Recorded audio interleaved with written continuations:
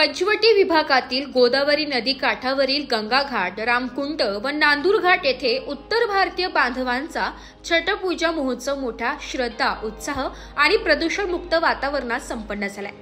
नाशिक महानगरपालिकेचे आयुक्त तथा प्रशासक सौ मनीषा खत्री यांच्या आदेशानुसार गोदावरी संवर्धन कक्ष उपायुक्त श्री नितीन पवार आणि घनकचरा व्यवस्थापन विभागाचे उपायुक्त व संचालक श्री अजित निकत यांच्या मार्गदर्शनाखाली ही संपूर्ण स्वच्छता मोहीम राबवण्यात आली।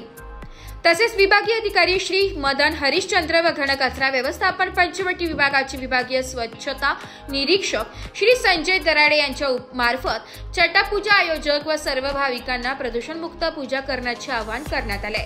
भाविकांना पूजनानंतर निर्माल्य व पूजेचे साहित्य कलशात टाकणे, प्रतिबंधित प्लास्टिकचा वापर टाळणे, नदीपात्रात हार, फुले, कपडे, दिवे न सोडणे, तसेच परिसरातील धूम्रपान व तंबाखूजन्य पदार्थांचे सेवन न करणे याबाबत जनजागृती करण्यात आली आहे। पूजाविधी संपल्यानंतर तात्काळ घनकचरा व्यवस्थापन विभागामार्फत वॉटरक्रेस प्रोडक्ट्स या संस्थेच्या स्वच्छता कर्मचाऱ्यांनी नमामि गंगे उपक्रमाअंतर्गत स्वच्छता मोहीम राबवली आहे। या अंतर्गत होळकर पूल ते टाळकोटेश्वर दरम्यान लक्ष्मण कुंड, रामकुंड, निळकंठेश्वर, म्हसोबा पटांगण, गौरी पटांगण, तपोवन आणि नांदूर घाट परिसरात सखोल स्वच्छता करण्यात आली आहे।